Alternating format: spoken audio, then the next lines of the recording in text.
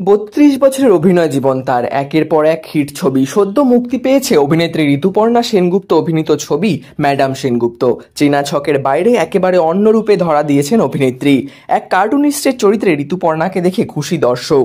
বেশিরভাগ প্রেক্ষাগৃহে মিলছে ইতিবাচক সাড়া। টলিপাড়া হোক কিংবা বলিউড, প্রতিযোগিতার দৌড়ে সর্বত্র নতুন প্রযোজকদের হিমশিম খেতে হয়। অনেক সময় হাউসফুল থাকা ছবিও প্রদর্শক সময় ধরে রাখতে নাজেহাল হয়ে যান। এই পরিস্থিতিতে ম্যাডাম সেনগুপ্তের মতো ছবি দেখে আপ্লুত নায়িকার অনুরাগীরা। রহস্যে রোমাঞ্চে ঘেরা এই গল্প মনে করিয়ে দিয়েছে কাহিনী ছবির কথা। দর্শকদের একাংশে দাবি করছে, কবে পর্দায় আসবে ম্যাডাম সেনগুপ্তর দ্বিতীয় পর্ব। এই প্রসঙ্গে একটি সংবাদ মাধ্যম যোগাযোগ করেছিল ঋতুপর্ণার সঙ্গে।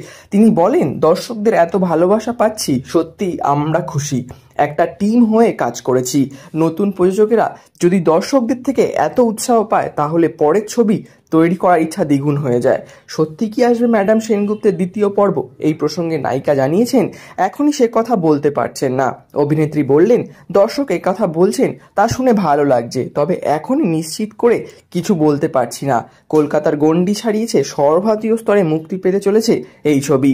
আগামী সপ্তাহে দিল্লি, মুম্বাই সহ দেশের বিভিন্ন শহরে মুক্তি পাবে এই ছবি। এরকমই নিত্য নতুন আপডেটের জন্য আমাদের চ্যানেলটি সাবস্ক্রাইব করে আমাদের পাশে থাকুন। ধন্যবাদ।